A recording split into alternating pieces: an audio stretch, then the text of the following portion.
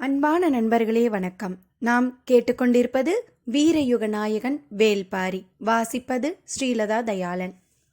போன பகுதியின் சுவையான நிகழ்வுகள். நஞ்சு ஏறிய அலறிவேர்கள், யானைகளை விரட்டும் எழிலை பாலை, பூச்சிகள் உள்நுழைய முடியாத ஒளிவலை, தெய்வ வாக்கு விலங்கு, ஆந்தை முகமும் அணில் உடலும் குரங்கு கால்களும் கொண்டவை. கொற்றவை கூத்தில் தெய்வ வாக்கு விலங்கு அகுதை குலத்தை அவர்கள் கொண்டு வந்த இளந்தை பழம் எடுத்து அந்த குலத்தை தேர்ந்தெடுத்தது. அகுதையின் கதையையும் பார்த்து கொண்டு இருந்தோம். இனி கதைக்குள். அகுதையின் கதையை குலப்பாடகன் பாடத் தொடங்கிய கணமே பாரியின் கண்கள் கலங்கின. வேளாண் அறிவின் நுணுக்கத்தை இந்த உலகுக்கு கண்டறிந்து சொன்னது அகுதையின் குலமல்லவா? கபிலரை பார்த்து பாரி சொன்னபோது அவனது கண்களில் திரண்ட நீருக்குள் பந்தத்தின் வெளிச்சம் நெளிந்தது. உப்பு விற்கும் உமணர்களே நிலமெங்கும் அலைந்து திரிபவர்கள். கடற்கரை தொடங்கி மலைமுகடு வரை அவர்களின் வண்டி சக்கரங்கள் சதா உருண்டு கொண்டே இருந்தன.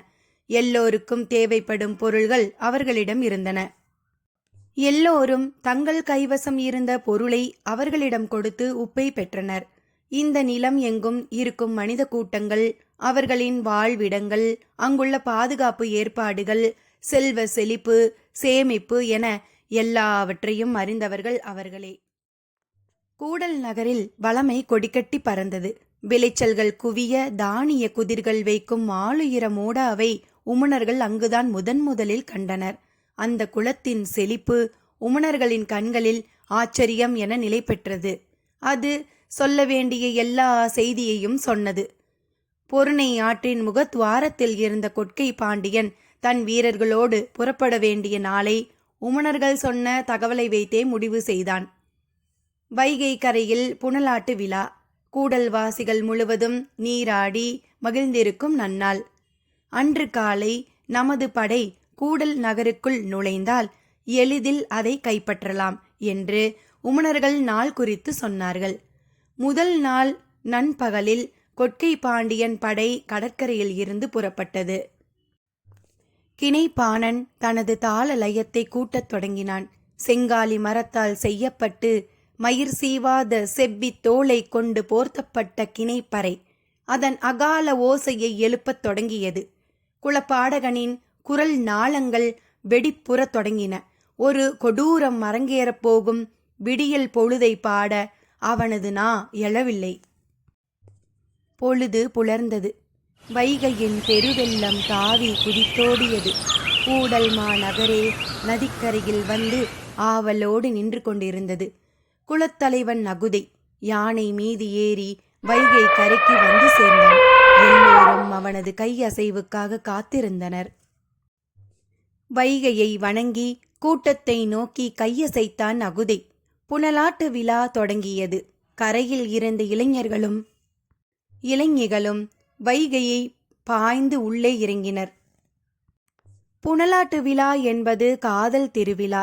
காதலர்கள் நீரால் ஒருவரை ஒருவர் அடித்து விளையாட ஆரம்பித்து நேரம் செல்ல செல்ல நீரடித்தாலும் விலகாத விளையாட்டாக மாறும். மணமானவர்களும் தன் இணையோடு சென்று வைகையில் நீராடி காதல் பேசி கனிவு கொண்டு விளையாடுவர். காமத்துக்கு மிக அருகில் பயணிக்கும் ஒரு திரவம் நீர். அதுவும் நதியில் ஓடும் நீர் தனது உள்ளங்கையில் இருக்கும் ஆணையும் பெண்ணையும் கன நேரத்திற்குள் கரைத்துவிடும். கரைந்தவர்கள் காதல் கொண்டவரின் உடலுக்குள் உறைந்திருப்பர். உடலின் வாசனையை மனதுக்குள் பாயவிடும் மாய சக்தி நீருக்கு மட்டுமே உண்டு. மண்ணில் கால்பாவாமல் மனிதன் நடப்பது தண்ணீருக்குள்ளும் காதலுக்குள்ளும் தான். இரண்டும் ஒன்று சேரும் தருணத்தில் நிகழ்வது எல்லாம் மாய வித்தைகளே. வித்தைகளின் வாடிவாசல் வழியே பீரிட்டு ஓடிக்கொண்டிருந்தது வைகை. அகுதை உள்ளிருங்கும் பொழுதுக்காக கரையில் நின்றிருந்தவர்கள் காத்திருந்தனர். காதல் ஏறிய கண் கொண்டு தனது மனைவியை பார்த்தான் அகுதை. அவளோ அவனது தோல் கவ்வி உள்ளிறங்கும் பொழுதுக்காக காத்திருந்தாள். அகுதை நதிநீருக்குள் கால் நுழைத்தான். இன்னும் சற்று உள்ளே போகட்டும், அவனது தோள்களை தாவி பிடித்தபடி நாமும் இறங்குவோம் என அவள் கல்பாவிய திட்டில் நின்றிருந்தாள். ஏன் இன்னும் வராமல் இருக்கிறாள் என யோசித்தபடி அகுதை இரண்டாவது அடியை எடுத்து நீருக்குள் வைத்தான். அவன் தோளின் மேல் சரிந்து விழலாம் என அவள் நினைத்தபோது அருகில் தோழியிடம் இருந்த அவள் மகன் பெரும் குரல் எடுத்து அழ ஆரம்பித்தான். பெருக்கெடுத்து ஓடும் நீரும் உற்சாக பேரொளியும் குழந்தையை பயமுறுத்தியிருக்கும். அவனை சமாதானப்படுத்திவிட்டு வருகிறேன், நீங்கள் உள்ளிறங்குங்கள் என சொல்லிவிட்டு தோழியிடம் போனாள். தாயை பார்த்ததும் குழந்தையின் அழுகை மேலும் கூடியது. அவள் அவனை சமாதானப்படுத்த எவ்வளவோ முயன்றாள், முடியவில்லை. நீருக்குள் இருந்து அவளையே பார்த்து கொண்டிருந்தான் அகுதை. அந்த பார்வை அவளை துளைத்து கொண்டிருந்தது. குழந்தை அழுகையை நிறுத்துவதாக இல்லை. வேறு வழியில்லாமல் குழந்தையை தூக்கிக் கொண்டு நதிக்கரையை விட்டு சற்றே அகன்று உள்காட்டுக்குள் நுழைந்தாள். குழந்தையின் முதுகை தட்டியபடி சமாதானப்படுத்தினாள். குழந்தை அழுகையை நிறுத்தவே இல்லை. நீரின் சத்தமும் நீராடுவோர் சத்தமும் கேட்காத அளவுக்கு அடர்ந்த மரங்களுக்கு இடையே மிகவும் உள்ளே சென்றாள். உள்ளே செல்ல செல்ல ஓசையின் அளவு கூடுவது போல் உணர்ந்தாள். மனித கூக்குரல் எங்கும் எதிரொலிக்கிறதே என யோசித்தவள் அகுதையின் கண்கள் தன்னை தடுமாற வைக்கிறது என நினைத்தபடி காட்டை ஊடுருவி வெகு தொலைவு சென்றாள். காலை கதிர்களின் இளமஞ்சள் ஒளியில் உள்காடு ஒளிந்து கொண்டிருந்தது. எங்கும் தும்பிகள் பறந்தன. புல்நுனிகள் பனித்துளிகளை உலர்த்தாமல் வைத்திருந்தன. தரையில் அழகிய செம்மூதாய் ஒன்று நகர்ந்து கொண்டிருந்தது. செந்நிற பட்டுப்பூச்சி அது. மேனியெல்லாம் மெத்தை போல மினுமினுத்து நகர்ந்தது. குழந்தையை அதன் அருகில் இறக்கிவிட்டாள். குழந்தை தனது பிஞ்சு விரலால் செம்மூதாயின் மேனியை மெல்ல தொட்டதும் அது நகர்வதை பார்த்து மலர்ந்து சிரித்தது. அந்த செம்பட்டு பூச்சியிடம் சிறிது நேரம் விளையாட விட்டபடி அவள் நின்று கொண்டிருந்தாள். சிவப்பு காமத்தின் அடையாளம். அவளது கண்கள் அதற்குள் போக எண்ணங்கள் எங்கோ சென்று கொண்டிருந்தன. அகுதையின் தோல் தழுவிய அந்த முதற்கணம் நினைவுக்கு வந்தது. அகுதை அதிகம் பேசாதவன். ஆனால் அந்த இரவில் அவன் பேசியதை இன்னோரான் இந்த உலகில் பேசியிருப்பானா என்பது சந்தேகமே. காதல் சொல்லால்தான் மலர்கிறது. காதல் கொள்கையில் சின்னஞ்சிறு சொற்கள் எவ்வளவு பெரும் கிளர்ச்சியை ஏற்படுத்தக்கூடியனவாக இருக்கின்றன. சிறு உளியால் மலைகள் உடையும் தருணம் அது. அவன் ஒற்றை சொல் சொல்லும்போது அப்படி ஒரு வெட்கம் உடலெங்கும் பரவியது. அந்த சொல் ஞாபகம் வந்த கணம் மீண்டும் வெட்கம் பரவி தன்னை அறியாமல் சிலிர்த்து மீண்டாள். சொற்கள் நினைவுக்கு வந்த கணத்திலேயே செயல்களும் நினைவின் வழியே மேலே எழுந்து வந்து கொண்டிருந்தன. அதன்பின் என்ன செய்ய முடியும்? சற்றே பெருமூச்சு விட்டபடி குழந்தையை பார்த்தாள். அவன் செம்மூதாயின் பின்னால் நகர்ந்து போய் கொண்டிருந்தான். திருமணம் முடிந்த முதல் புனலாட்டு விழாவின் போது அவள் கருவுற்றிருந்தாள். அதனால் ஆற்றுக்குள் இறங்கவில்லை. 2ஆம் ஆண்டான இப்போதும் அதேபோல் தன்னந்தனியாகவே அகுதை ஆற்றுக்குள் இறங்கினான். கரையில் நின்ற அவளை துளைத்தெடுத்தது அகுதையின் பார்வை. ஆணின் பார்வை பெண்ணின் பார்வையைப் போல நயமிக்கது இல்லை. ஆணின் கண்கள் காதல் கொள்பவை, ஆனால் காதலை சொல்ல கற்றவை அல்ல. அவன் பார்வையால் பற்றி இழுத்தாலும் அவள் கண்களால் கைமாறு செய்து கொண்டிருந்தாள். கண்கள் விழித்திருந்தாலும் ஆந்தைக்கு பகலில் பார்வை கிடையாது. அதை போலத்தான் மனிதன் நீருக்குள் மூழ்கிவிட்டால் பார்வையை தொலைத்து விடுகிறான். ஆனால் காதலர்களுக்கு அப்படியல்ல. அவர்கள் அந்த இடமே பார்வை பெறுகின்றனர். கண்களின் வேலையை கைகள் எடுத்துக்கொள்கின்றன. தொடுதலின் மூலம் 1000 விழிகள் உள்ளுக்குள் விழித்து அடங்குகின்றன. அதனால்தான் நீர் விளையாட்டு காதலின் களம் ஆகிறது. அவள் கண்களை சிமிட்டி கனவை கலைத்தாள். குழந்தை நீண்ட நேரம் விளையாடி அமைதி அடைந்தது. சரி, அழைத்து செல்லலாம் என முடிவு செய்து அவள் காட்டை விட்டு நடக்கத் தொடங்கினாள். நதியை நோக்கி வர வர அவளுக்கு காட்டின் அமைதியே நீடித்தது. கொண்டாட்டத்தின் பேரொளி கேட்கவில்லை. இவ்வளவு அமைதியாக நீராட வாய்ப்பே இல்லையே என யோசித்தபடி நதியின் கரையில் ஏறி நின்று பார்த்தாள். மொத்த வைகையும் நீண்டு நகரும் செம்மூதாயாய் காட்சியளித்தது. குருதி கரை புரண்டோட கரை எங்கும் மீன் எலும்புகள் போல முட்கள் கோக்கப்பட்ட ஈட்டியுடன் உயர்த்திய வாளுடனும் எண்ணற்ற வேற்று குலத்தினர் நின்று கொண்டிருந்தனர். குரல் வெடித்து சரிந்தான் குலப்பாடகன். பெண்களின் குலவை ஒளி பீரிட்டு கொண்டிருந்தது. குரல் உடைந்தபடி பாரி கபிலரிடம் சொன்னான். அந்த பெண் எதிரிகளின் கண்ணில் படாமல் தப்பித்து கையில் குழந்தையோடு ஒரு முதுகிழவனை அழைத்து கொண்டு பல மாதங்களுக்குப் பிறகு பரம்பு நாட்டிற்குள் நுழைந்திருக்கிறாள். பரம்பின் மக்கள் அவளை அள்ளி அணைத்து பாதுகாத்திருக்கின்றனர். அவள் வழி தோன்றல்தான் இப்போது கொற்றவைக்கு காளையை பலி கொடுத்து சூளுரைக்கப் போகிறான் என்றான். தாங்க முடியாத துக்கத்தை கிழித்துக் கொண்டு கபிலருக்கு ஆர்வம் மேலே ஏறியது. அகுதையின் வழித்தோன்றல், இயற்கையை, வேளாண்மையை, நாகரீகத்தை நேசித்த அந்த மாமனிதனின் வம்சக்கொடி யார் என அறிய கபிலர் ஆடுகளத்தை இமைக்காமல் பார்த்து கொண்டிருந்தார். தாமரையின் மேல் இதழில் முள் இறங்கும் நேரம் கூட அவரால் தாங்க முடியவில்லை. அந்த மகத்தான குலத்தில் உதித்த திருமகனைக் கண்டு வணங்க அவரை அறியாமலே கைகள் கூப்பின. அந்த கணத்தில் இடம் இருந்து உள்ளிறங்கினான் நீலன். அத்தியாயம் 14. இரவில் ஏற்பட்ட மனக்கலக்கம் பகல் முழுவதும் பரவி கிடந்தது. பாரி தனது அறைக்கு வரும் வரை கபிலர் செயலற்றே கிடந்தார். பாரிதான் அவரை அழைத்து சென்று உணவு அருந்த வைத்தான். பிறகு இருவரும் தேரேறி பாலியூருக்கு செல்லும் பாதையில் சென்றனர். கபிலர் எதுவும் கேட்காமல் வந்து கொண்டிருந்தார். புன்னை மர அடிவாரத்தில் தேரை நிறுத்தச் சொன்னான் பாரி. வளவன் குதிரைகளின் கடிவாளத்தை இழுத்து நிறுத்தினான். இருவரும் இறங்கி காட்டுக்குள் நுழைந்தனர். பரம்பில் காலடி எடுத்து வைத்த கணத்திலிருந்து நீலனோடு பயணிக்கிறேன். தன்னை பற்றி ஒரு சொல் கூட அவன் சொல்லவில்லை என்றார் கபிலர். பாரி அமைதியாக கேட்டுக்கொண்டு வந்தான். சட்டென நினைவு வந்தவுடன் இல்லை இல்லை என தான் சொன்ன சொல்லை மறுத்த கபிலர் வேட்டுவன் பாறையில் வரும்போது அவனது குலப்பாடல் பற்றி அவன் சொல்ல வந்தான். அது இருக்கட்டும் என அதை புறந்தள்ளிவிட்டேன்.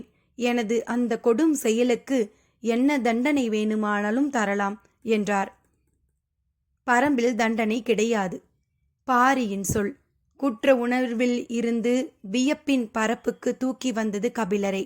வழக்கம் போல் சொல்லால் தாக்குண்ட புலவன் மறு சொல்லின்றி பாரியின் குரலுக்காக காத்திருந்தான். பாரி சொன்னான், ஒரு வகையில் அதுதான் கொடும் தண்டனை. கபிலர் மெல்ல தலையசைத்து தனக்கு வழங்கப்பட்ட தண்டனையை ஏற்றார். இவர்கள் பேசிக்கொண்டு நடந்த அதே பொழுதில் எவ்வியூரின் தென்புற காட்டில் மருத மர அடிவாரம் ஒன்றில் மயிலாவின் மடியில் தலை சாய்த்து கிடந்தான் நீலன். இரவில் எருமையின் தலையை வெட்டி பொங்கும் குருதியோடு நீலன் நாடிய ஆட்டத்தை பார்த்தவர்கள் இன்னும் நடுக்கம் மீளாமல்தான் இருக்கின்றனர். தான் பார்த்து அறியாத நீலனை நேற்றுதான் கண்டுணர்ந்தாள் மயிலா. தனது மடியில் தலை சாய்த்து கிடக்கும் அவனை கண்ணிமைக்காமல் பார்த்து கொண்டிருந்தாள். அவள் முதன் முறையாக கொற்றவை கூத்துக்கு இப்போதுதான் வந்திருக்கிறாள். நீலனோடு 2 வார காலம் எவ்வியூரில் மகிழ்ந்திருக்கலாம் என்பதற்காகத்தான் வந்தாள். ஆனால் வைகையில் ஓடிய குருதி அவனது உடலில் தேங்கி கிடக்கிறது என்பது இங்கு வந்த பிறகுதான் அவளுக்கு தெரியும். வாளோடும் வலியோடும் ஒட்டி பிறந்த ஒருவன் அவள் மடிமீது தலை வைத்து துயில்கிறான். இரவில் நீலன் நாடியது ஆட்டமல்ல, ஒரு போர்க்களத்தின் இறுதி பாய்ச்சல். வெட்டிய காட்டு எருமையின் குருதியை உடல் முழுவதும் பூசியபடி நிலமதிர ஆடினான் நீலன். நிலத்தில் பட்டும் வானில் சுழன்றும் திரிந்த நீலனின் கால் அசைவுகளுக்கு ஈடு கொடுக்க முயன்று திம் திம் திம் திம் என பறையை கொட்டிய பாணர்களின் கைகள் நொந்ததுதான் மிச்சம். அவனது காலடி அசைவுகளுக்கு பறையொலியால் இறுதி வரை ஈடு கொடுக்க முடியவில்லை. பறையடிக்கும் கோள்கள் நார் நாராய் பிரிந்தன. கனைப்பறையின் கண் கிழிந்த பிறகும் நீலனின் நாட்டம் நிற்கவில்லை. கூட்டத்தின் குளவை ஒளி மலை எங்கும் எதிரொலித்த ஒரு கணத்தில் உடலின் ஆவேசம் உச்சம் அடைந்து மயக்க நிலை கொண்டான் நீலன். அவன் சரிந்து விழப் போகிறான் என யூகித்த பாரி தன் இருக்கையை விட்டு எழுந்து அவனை நோக்கி ஓடினான். ஆவேசத்தோடு நிலத்தை சுற்றிய வேகத்தில் ஒடிந்த கொம்பு போல் சரிந்தான் நீலன். சரியும் அவனது உடல் மண்ணை தொடுமுன் தாங்கிப் பிடித்தன குலநாகினியின் கரங்கள். உக்கிரம் ஏறிய குலநாகினி நீலனை இரு கைகள் ஏந்தி எதிர்க்களம் ஆடினாள். போர்க்களத்தில் சினம் கொண்டு ஆடும் கொற்றவையின் நாட்டம் அது. தாவர வேர்கள் உடல் எல்லாம் சரசரக்க, கூகை குஞ்சுகள் எங்கும் சிதறிவிழ, நாகப்பச்சை நாயகி வேளிர் குல நாகினி நீலனை ஏந்தி களம் முழுவதும் வலம் வந்தாள். குளவை ஒளிகளும் பறை ஒளியும் விண்ணை முட்டின. ஆடுகளம் ஆவேசத்தால் குலுங்கியது. நாகினியின் முன் மண்டியிட்டு இரு கைகள் ஏந்தி நின்றான் பாரி. கண்களில் இருந்து நீர் சரிவதைப் போல அவளது கரங்களிலிருந்து சரிந்த நீலனை தாங்கின பாரியின் கரங்கள். அந்த உடல்தான் தளர்ந்து மயிலாவின் மடியில் சாய்ந்து கிடக்கிறது. அவளால் அவனை தொட முடியவில்லை. காதல் கொண்டு நெருங்க முடியாத ஒரு மானுடனை என்ன செய்வது என தெரியாமல் அவள் திகைத்து கிடந்தாள். பெரும் வனத்தை சிறு பூ ஒன்று காதல் கொள்வதைப் போல அவளுக்கு தோன்றியது. திகைப்பில் இருந்து மீள முடியாமல்தான் இருவரும் நடந்தனர்.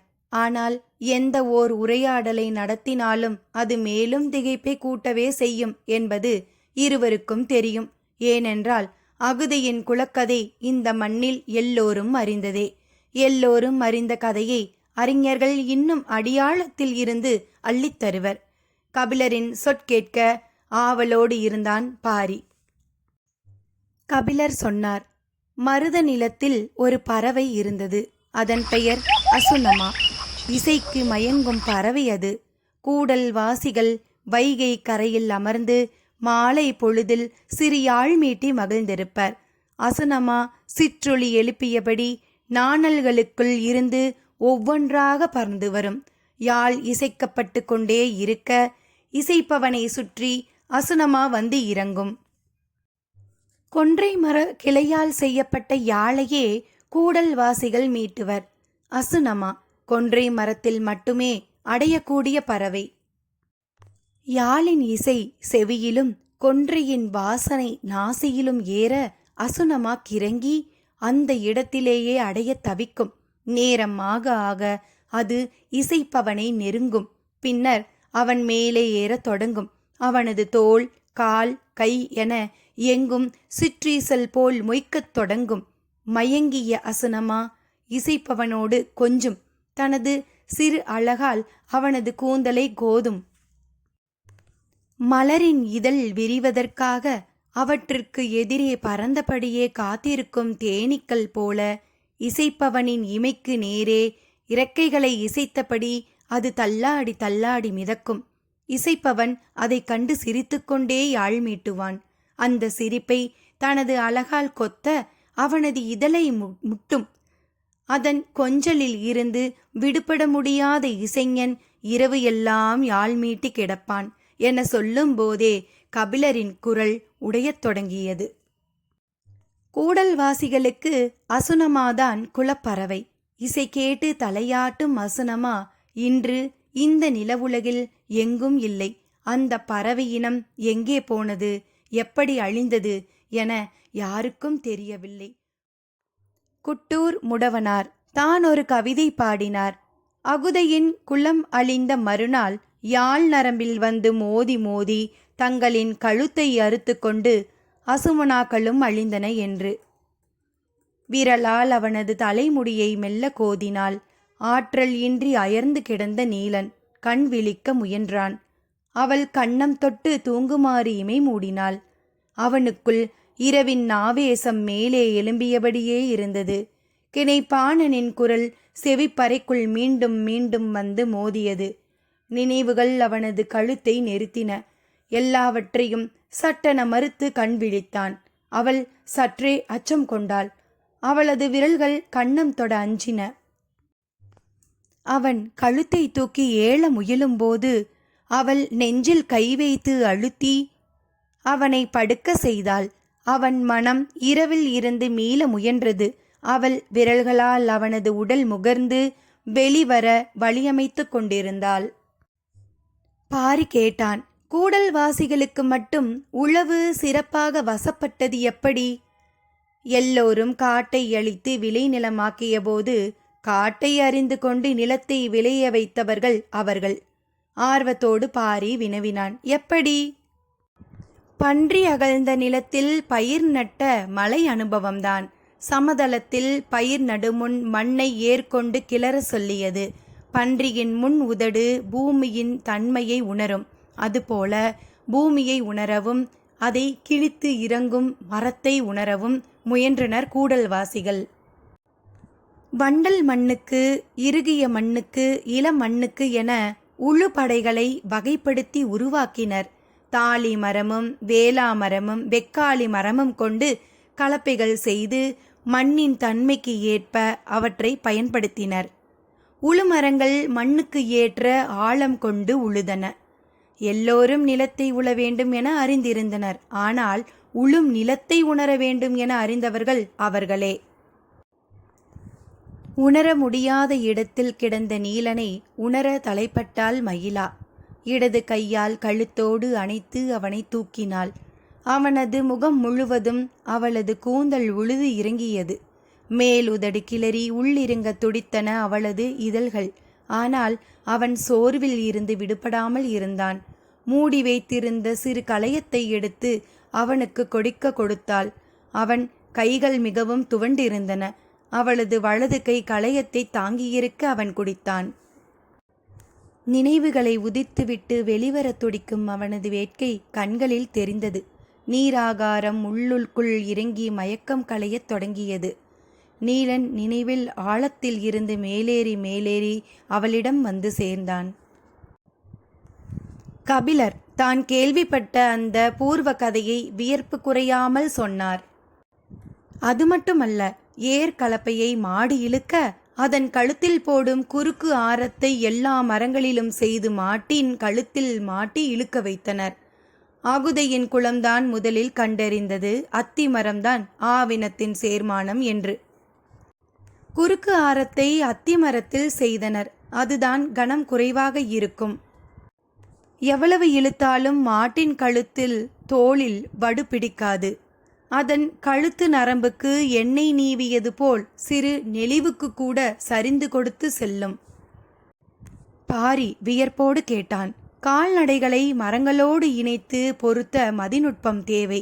காடும் கால்நடைகளும் அதிசய உறவை கொண்டவைதான். ஆம் என்று தலையாட்டிய கபிலர் சொன்னார். மரத்தையும் மாட்டையும் இணைத்தது மட்டும் இல்லாமல் தாவரத்தையும் மண்ணையும் இணைத்தனர். ஆவார இலையை அடிமண்ணில் போட்டபோது அவர்கள் சொல்வதை யாரும் நம்பவில்லை. அறுவடை நாளில் அம்பாரமாக குவிந்த விளைச்சல் கண்டு வாய் பிளந்தவர்கள் அந்த தாவரத்தின் பெயரென்ன என மீண்டும் மீண்டும் வந்து கேட்டு போயினர். எதற்கும் ஆகார் என கேலி பேசி சிரித்த அவர்களின் பெருங்கிழவன் ஒருவன்தான் அந்த இலையை கண்டறிந்து நிலத்தில் போட்டு அமுக்கியவன். பயிருக்கு நல்ல ஆகாரம் இந்த இலை என அவன் சொன்னதை 2 விளைச்சலுக்கு பிறகே உண்மை என கூடல்வாசிகள் ஏற்றனர். ஆகார இலை என்று அந்த இலைக்கு பெயர் சூட்டினர். அவர்களே அறியாமல் அது ஆவார இலையாக வளைந்து கொண்டது. அவன் நீராகாரத்தை குடித்து முடித்தான். அவனது முகம் சற்றே அமைதி கொண்டது. மயிலா அவனை எப்படி உள்வாங்குவது என தெரியாமல் தவித்தாள். அவனது முகத்தை மார்போடு அணைத்தபோது அவளது கைகள் நடுங்கின. தன்னை எத்தனையோ முறை தழுவி கிடந்த நீலன்தான் இவன். ஆனால் குலநாகினி கையில் ஏந்து நின்ற அந்த காட்சியை பார்த்த பிறகு அவனை தொடவே ஆழ்மனம் அஞ்சுகிறது. நீ ஏன் உன்னை பற்றி என்னிடம் இதுவரை சொல்லவில்லை? சிறிது கொஞ்சலுக்கு பிறகு மயிலா கேட்டாள். மயிலாவின் கேள்விக்கு அவன் பதிலேதும் சொல்லவில்லை. அவளது இமைகள் துடித்து ஆடுவதையே பார்த்து கொண்டிருந்தான். அடிமண்ணில் ஆகாரமாக சேர்ந்து கிடக்கும் குளக்கதைகள் வெளி பார்வைக்கு சட்டென தெரியாதே. உனது தோள்கள் எனது அணைப்புக்கு அப்பாற்பட்டவையாக மாறியுள்ளன என உணர்கிறேன். உனக்குள் இருக்கும் நெருப்புக்கு முன் நம் காதல் நிலை கொள்ள மறுக்கிறது என சொல்லிக் கொண்டிருக்கும் போதே அவளது கண்களில் இருந்து நீர் வழிந்தது. ஒரு கணம் கண்களை மூடி தன்னை நிதானப்படுத்தினாள். பரம்பின் எல்லா பெண்களையும் போல அவளுக்கும் அந்த சமயம் வள்ளியே நினைவுக்கு வந்தாள். வள்ளியின் உறுதிப்பாட்டுக்கு இணை சொல்ல யாரும் இல்லை. பெண்ணின் வீரிய வடிவம் அவள். மயிலாவின் மனம் வள்ளியை நினைத்து கொண்டிருந்த போது தன்னை தூக்கி கொண்டு செல்வது போல் உணர்ந்தாள். வள்ளியின் நினைவு எந்த துயரத்தில் இருந்தும் வெளியேற்றும். நினைவின் சுகத்தை உடல் உணர்ந்து கொண்டிருந்தது. சட்டென கண் விழித்து பார்த்தாள் மயிலா. நீலன் தன் இரு கைகளால் அவளை தூக்கியபடி மரநிழல் விட்டு வெயில் இறங்கும் நிலம் நோக்கி வந்து கொண்டு இருந்தான். சூரிய ஒளி இருவர் மீதும் பொழிந்து இறங்கியது. அவளின் கண்களை பார்த்து நீலன் சொன்னான், நான் அகுதை, நீ அசுனமா. வாழ்ந்தாலும் அழிந்தாலும் பிரிவில்லை நமக்கு. மலையில் இருந்தவர்கள், காட்டில் இருந்தவர்கள், கடற்கரையில் இருந்தவர்கள் எல்லோரும் வெட்டி சாய்க்கும் வாள்முனையின் பின்னும் பாய்ந்து இறங்கும் அம்பு முனையின் பின்னுமே அலைந்து கொண்டிருந்தனர்.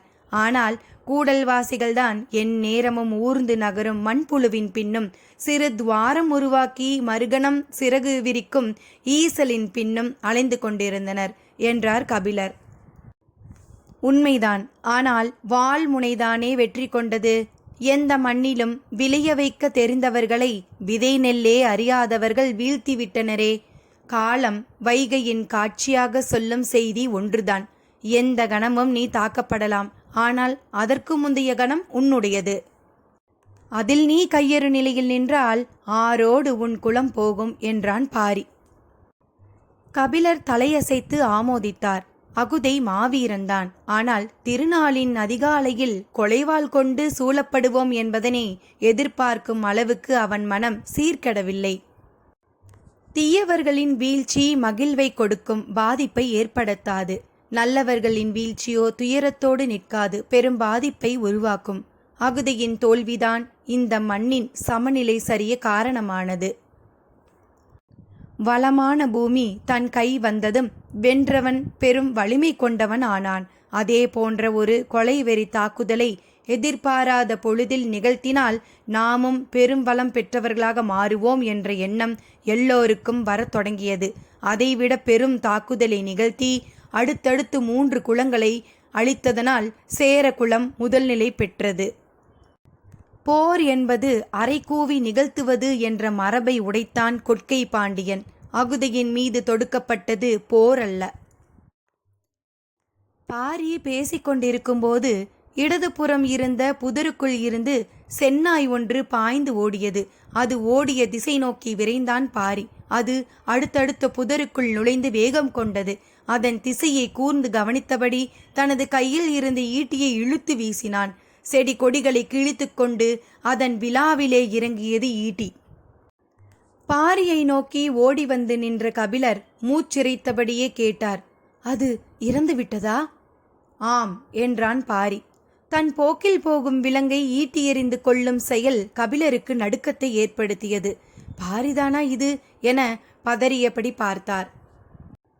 புதருக்குள் போன பாரி தான் எறிந்த ஈட்டியை அதன் உடலில் இருந்து பிடுங்கி எடுத்து வந்தான். கபிலரின் முகத்தில் இருந்த வெறுப்பை பார்த்தபடி இலைகளால் ஈட்டியில் இருந்த குருதியை துடைத்து கொண்டே சொன்னான், விலங்குகள் தமது உணவுக்காக பிற விலங்குகளை வேட்டையாடி தின்கின்றன. ஆனால் தனது உணவுக்காகவும் தேவைக்காகவும் மட்டுமல்லாமல் கண்ணில் படும் எல்லா விலங்குகளையும் கொன்று போடும் இயல்புடைய விலங்கு இது மட்டும்தான். கண்ணில் படும் நாடுகளையெல்லாம் விழுங்க பார்க்கும் வேந்தர்களைப் போல. கபிலர் அதிர்ந்து பார்த்தார். காட்டு உயிர்களின் அழிவு சக்தி இதுவே. அழிவு சக்திகளை எந்த இடத்தில் கண்டாலும் பரம்பி நீட்டி பாயும். அத்தியாயம் 15. 2ஆம் நாள் நள்ளிரவுக்கு முன்பே தெய்வ வாக்கு விலங்கு மரம் இறங்கி பழத்தை எடுத்தது. இந்த முறை அது எந்த குலத்திற்கான பழம் எடுத்தது என்பதனை சிறிது இடைவெளியில் பார்க்கலாமா? நன்றி நண்பர்களே.